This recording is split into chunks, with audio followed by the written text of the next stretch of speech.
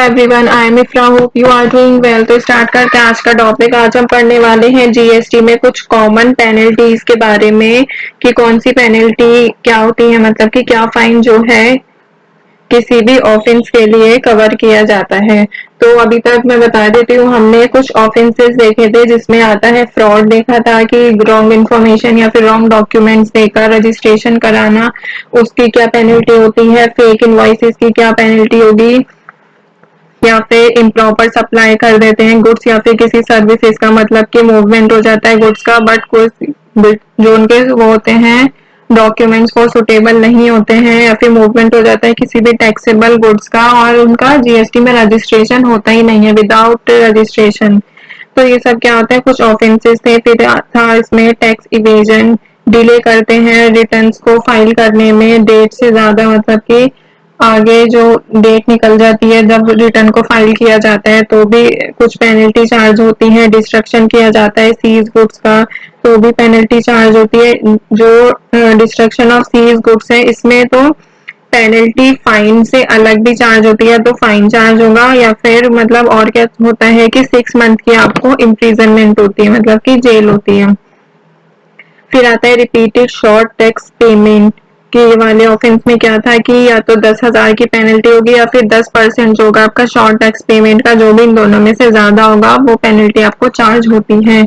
आज का पढ़ने वाले कुछ ऐसी कॉमन पेनल्टीज के बारे में पढ़ने वाले हैं। तो ऑफेंस मतलब आपको पता है कि कोई भी इलीगल एक्शन जो कि वायलेट करे किसी भी जीएसटी के रूल्स को या फिर बोल सकते हैं जीएसटी के प्रोविजंस को। और पेनल्टी क्या होती है, एक तरह से पनिशमेंट होती है उनकी। तो यहाँ पे नोट्स को ओपन करते हैं और कुछ कॉमन पेनल्टी देखते हैं जीएसटी में।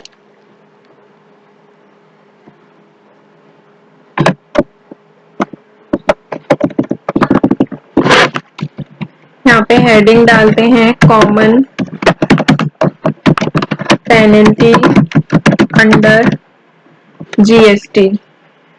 तो आगे लिखते हैं यहाँ पर there is a fine up to rupees 25,000 for any offense covered under GST that does not have a penalty associated with it। तो फर्स्ट पॉइंट में क्या कहा गया है, there is a fine up to 25,000 की, 25,000 तक की जो है यहाँ पर, एक सेकेंड इसको सही करते हैं मैंने।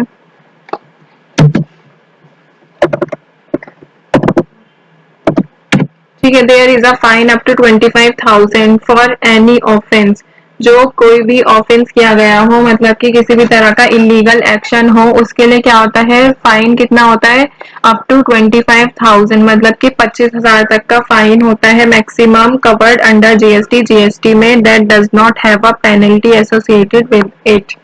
ठीक है, नेक्स्ट पॉइंट देखते हैं अभी। In case of any fraud activities performed by a taxpayer, the following are also applicable other than the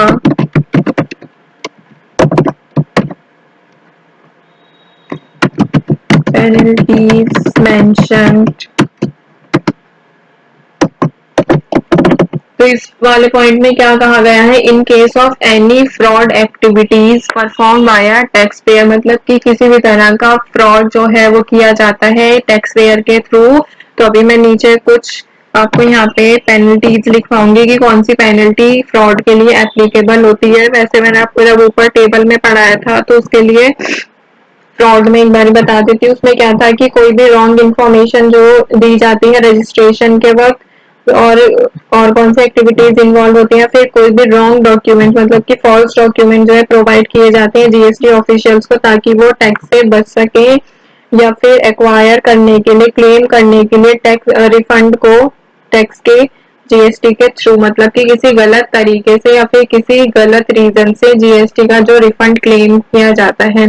तो ये सब एक्टिविटीज जो थी फ्रॉड में इन्वॉल्व थे। इसकी पेनल्टी क्या थी कि 10,000 रुपए या फिर जितना टैक्स इवेड किया है अगर वो कंटिन्यू रहता है तो 100 रुपीज पर डे उस पर चार्ज होता है, अप टू 25,000 होता है, वो मैं आपको बता ही चुकी हूँ। तो अभी यहाँ पे इसकी पेनल्टीज देखते हैं आगे। First point, jail term of 1 year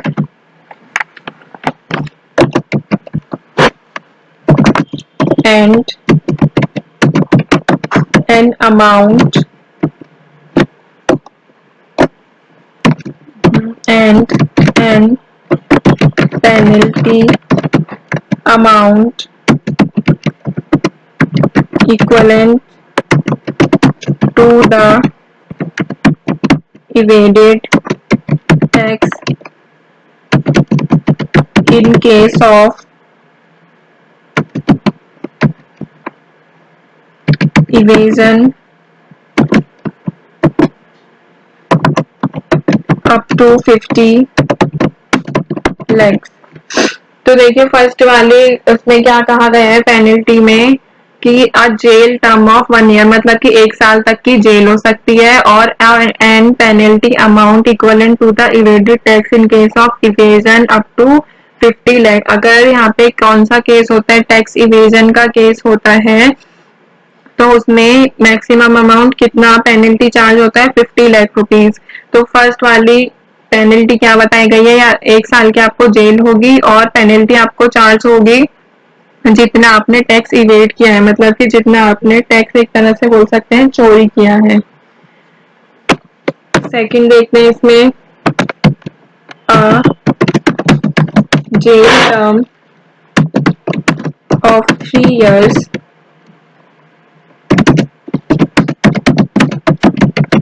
and the penalties amount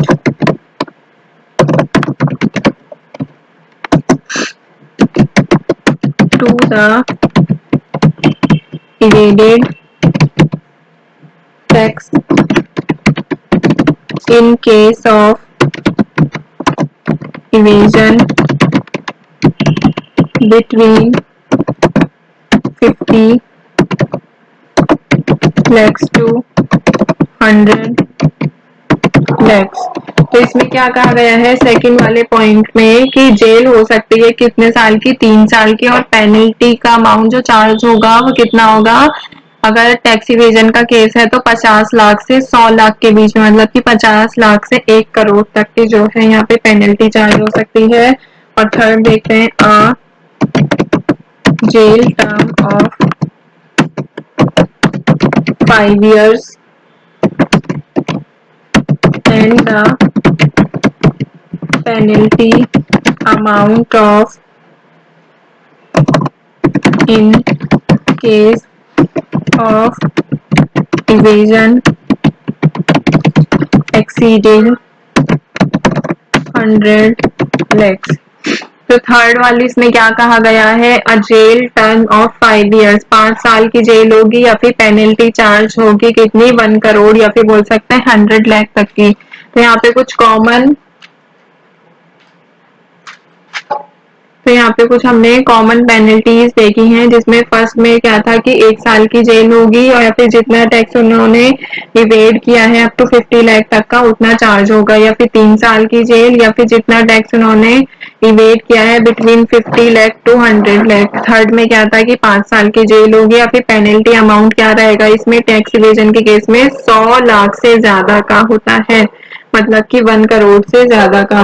तो यहाँ पे हमारा टॉपिक जो है कंप्लीट होता है कॉमन पेनल्टी का। और नेक्स्ट सेशन में क्या पढ़ेंगे, क्या प्रोसीजर होता है कि पेनल्टी इम्पोज हो गई है मतलब कि पेनल्टी जो है चार्ज हो गई है तो उसके बाद का क्या प्रोसेस रहता है जीएसटी के अंदर। तो यहाँ पे टॉपिक को एंड करते हैं। आई होप आपको क्लियर हो गया होगा। मिलते हैं नेक्स्ट सेशन में। Stay tuned and thank you.